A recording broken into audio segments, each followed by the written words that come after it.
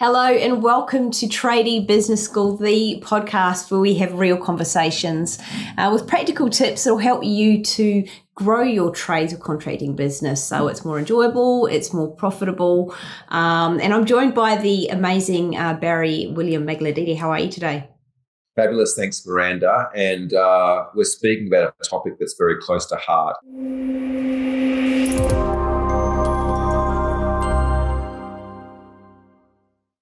It wasn't always like that. I remember having my kitchen and bathroom renovation company. I had 14 or 15 staff at the time, a bunch of subcontractors. And I distinctly remember sitting in my office. So I had this factory and there's this office on a mezzanine floor in the corner. And it was 2 a.m. in the morning. And I'm sitting there loading plans up on the CAD machine for the team to cut out on our CNC machine the next morning, kitchens. And I was like, what the hell am I doing? Like, my partner's at home, my kids at home, I'm freezing my ass off. It's 2 a.m. And like in a few hours, this all starts again. Like, why am I doing this? You know, and the simple answer is twofold. One, I had a belief that nobody else could do it like I could do it, which is bullshit, right? And I knew it was bullshit at the time, but I still had the belief. And number two, I didn't understand the power of systemisation. I understood it, but I was like, you know, systemised, like everyone could just do their thing. Yet what that was costing me is my lunch breaks, because I was just on the phone putting problems out. What it cost me was a business that was running like clockwork, because every time something broke, it broke because things weren't being followed the way that we should do them or could have done them. And so essentially, you know, a well-organized and systemized business is one of the most powerful ways that you can reclaim hours of days back from here to the rest of your life. Mm-hmm. But not only that, something that I learned the hard way is that you, as the business owner, as the tradie, as the contractor, you don't have to be the one that systemizes. Right? We're going to speak about that in a second. Miranda. Oh, I love that. I love that. So really, like you're saying, Barry, that other people could do it as well as you, if not better. Is that what I heard? Other people have to do it, right? Yeah. Because us as business owners or those that relate to themselves as entrepreneurs, we're the worst people to systemize, Miranda, because one or two things is going to happen, right? One of three things. First, we're not going to do it, right? We're going to say we're going to do it, but we won't do it because the fires keep happening. Mm-hmm. Number two, we do it and we way overcomplicate it because we want to get it perfect. And so therefore it never gets executed, or it gets executed, but no one can follow it. Or number three, we way underdo it because the task or the project, the scope that we're wanting to systemize or create a how-to around, we've done it for so long that we're unconsciously competent of doing it. Therefore, we miss steps out. Mm-hmm. However, if you hire somebody because you've done the task or that we speak about it, it's in the book, you know what you want to delegate, and you take the time to train them and record that training, the first job that they have is to go and write an SOP or a how-to, a system for do just that. And they're writing it from someone who's never done that job before for you to check. That's how you systemize your business. Yeah. So powerful.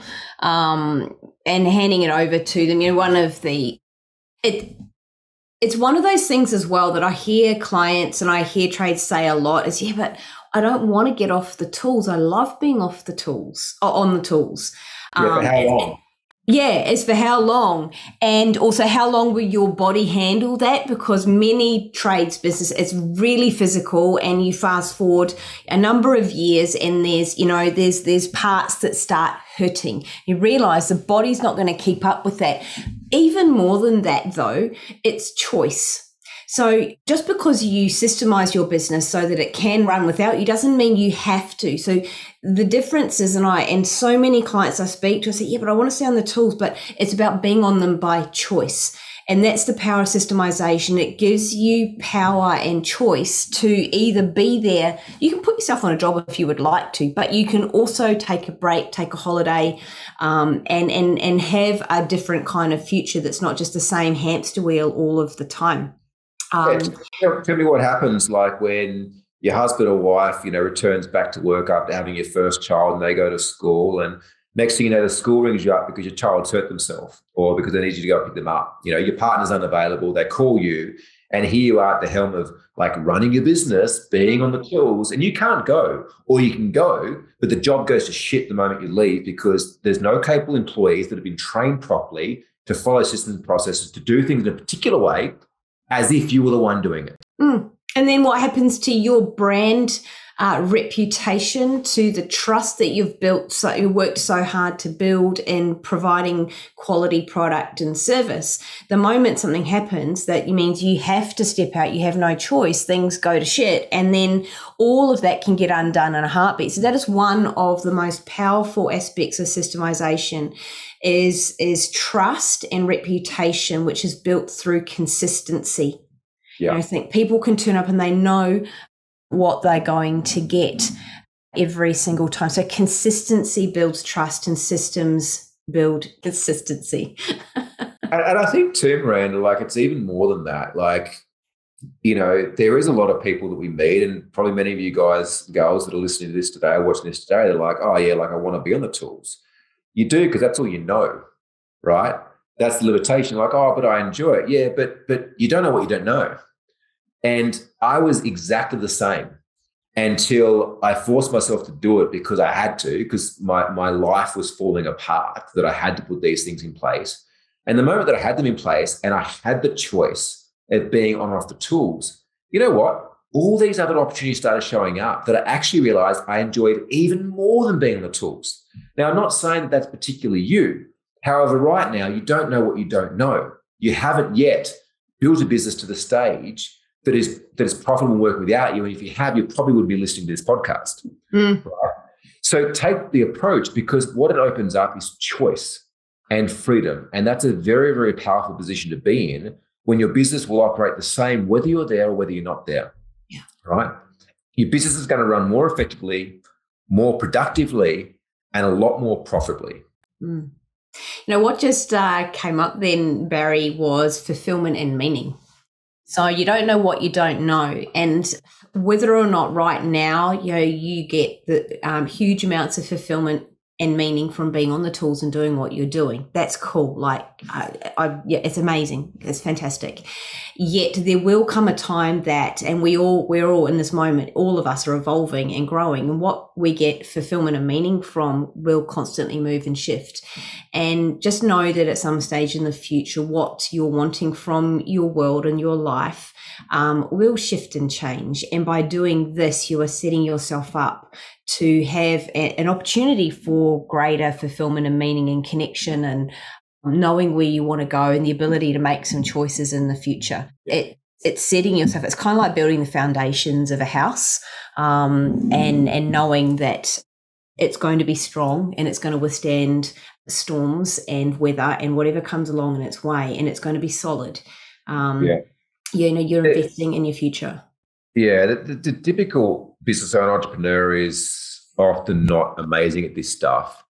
And if they are really amazing at the detailed work, their business is probably stifled and not growing because they're trying to get everything perfect, which is preventing you from growing, right? You know, a great entrepreneur, a business owner, it is growing fast, and things are falling apart, and you're not the best person to systemize. However, you know, the system that we created and the framework around this that, you know, I talk in depth about in my book, The Path to Freedom, is that, you know, you go through and you set up your online storage, you determine what are the kind of pillars in your business: marketing, sales, delivery, finance, HR, whatever it is. You set up two things. You set up an online cloud storage, which has got story documents so that anyone, anywhere in the world can access them when they need them, on site, in the office, doesn't matter, right? The second one is to set up some sort of a management system. We use Asana, where you can link in these SOPs or how-tos against somebody's name, against a date, and have them reoccurring. And what that means is it makes it very easy for you and your managers to check in and see if it's being done. It also means that if a particular staff member, let's say the admin person who's responsible for sending out invoices and collecting cash, they're off sick for 2 weeks, they go on holiday, someone else can log in under their account and pick up where they left off. It's all tied back into these systems and processes, which makes anyone be able to step in and do their role to the same degree, maybe a little bit slower, instantly. Yeah. This has changed our business. However, the most important piece of this is what we call the system for writing systems. And it's a bit matrix, but essentially it's a systems document, a how-to that teaches you how to write how-tos, right? And so that is the only document that you as a business owner should be creating. But to be honest, we've created it for you. Just download it off the website, download it from our free Facebook group, tradiebusinessschool.com. And when you bring those employees on, like I mentioned before, teach them something, give them the system and say, right, now I want you to document the steps as we've just gone through. Get them to write it up. That way you know that somebody else can understand it, and then you run through it, because the purpose of a system is to create a consistent outcome every time. So if it's different people follow that same system, you test it and refine it till you get a consistent outcome. That system is set and ready to go, and you just start running it. You build in quarterly, 6 monthly or annual checks into that system to make sure, because things change. And it may be that you change your invoicing software, and so therefore you need to update the system to reflect, MyOb to 0 or something like that. So you do that. And Barry mentioned it earlier before, where to start. Where do you start in writing your first system? Do the task audit, find out where your time's going.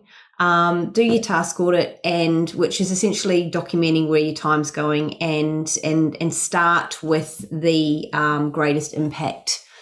I'd say two things. Either A, if you have no time, right, and you don't need to hire, like start with okay, what's consuming the most amount of my time that I least enjoy doing but needs to be done that I can offload? Or second, what's one area of the business that constantly breaks, right? What's one area that I'm having the same conversations over and over? Because you know the coolest thing about systems and employee management is when shit happens, right? When something starts to burn. If you have this in place, and Miranda, you come to me like, oh, Barry, like this client's complaining and blah, blah, blah, blah. The first question I'm going to say to you, Miranda, is, did you follow the system? Or do we have a system? And you're going to say, yes, we do. And I'm going to go, cool. Did you follow the system? Now, if you didn't, you're in trouble, right? Why? Let's go through this process. If you did, great. Let's bring the system up and work out what's missing, what's outdated, or what needs refining to ensure this never happens again. Now, 10 years ago, I used to freak out every time someone came to me with a problem, because all I seemed to do was fight problems. Yet that all changed the moment I started putting systems in place. I'm like, wow, anytime there's a problem, this is showing me where there's a gap in my business. One of my team can fix it. We can change the system. We can implement a system. And my business is getting better. My client experience is getting better. My bank account's becoming more profitable. My staff are becoming happier. And I'm needing to do less. Absolutely. It takes the ick, the worry, the stress out of those conversations, because they're no longer personal. It's a conversation about a system, which is this inanimate object with huge power, rather than why did you not do this? And so any of you out there that have ever squirmed around having a conversation around something that's gone wrong in your business with an employee, staff member, colleague, then know that this makes it so much easier. So I think, is there anything else you want to wrap up with it there? I think we've pretty much covered off why these matter and the power of them. So if you want to learn more, jump into Tradie and business. What am I saying? Tradies and General Contractors Global, the free Facebook group. Lots of resources in there.